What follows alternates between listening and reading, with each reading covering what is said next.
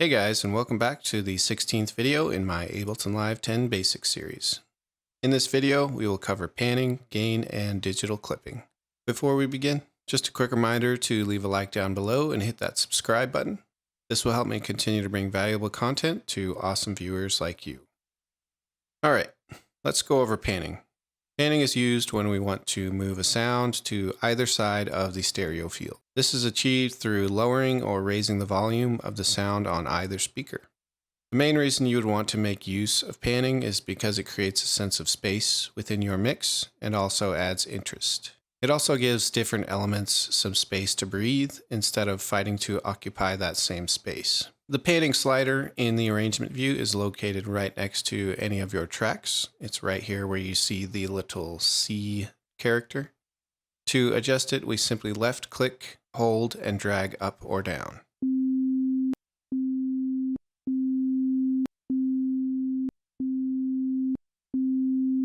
Next, I would like to cover gain. Gain represents the amplification or loudness level of your input.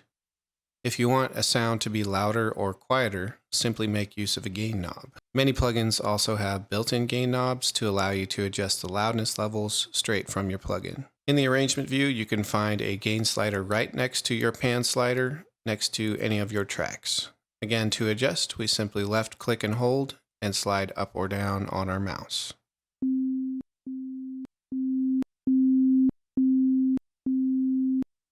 Something else I would like to cover while we're here is volume meters.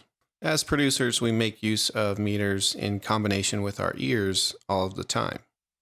To access our volume meters, we simply go over to our session view and we can see them right down here. I'm going to go ahead and play a drum loop while we analyze this. Now there are two things I want you to pay attention to. The first thing is the dark green section at the top. This represents the true peak loudness of our sound in real time. The next part that I want you to pay attention to is the bright green section.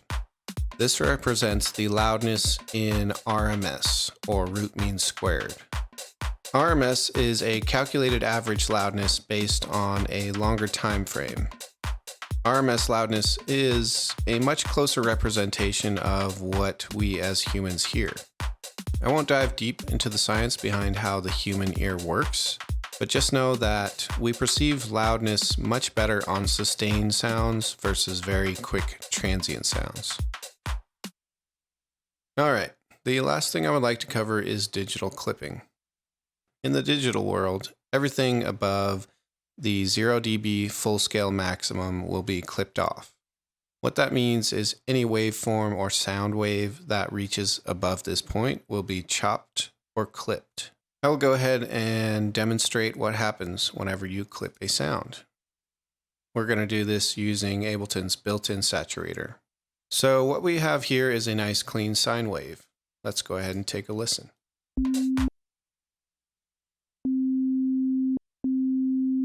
Now, if we were to raise the gain input of this sine wave to where it is clipping beyond that 0 dB point, you will notice what quickly happens is it will begin to clip or chop off our sound.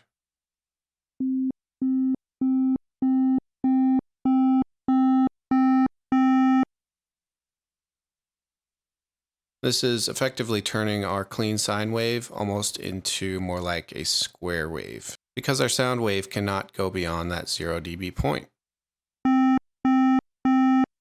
This can alter your sound and ultimately give you unwanted side effects. To avoid this issue, you just want to make sure that all of your sounds have a sufficient amount of headroom between the loudest peaks and that 0 dB maximum. If you find yourself in a situation where your song is clipping and you are going into the red on your meter down here, I don't actually recommend lowering the volume of your master track to remedy this. Instead, I recommend you select all of your tracks at once. You can achieve this by holding Shift and selecting all of your tracks, coming over to your gain slider, and bringing it down until you are no longer clipping. Alrighty guys, that's a wrap for this video. Thank you all so much for watching and have an awesome day.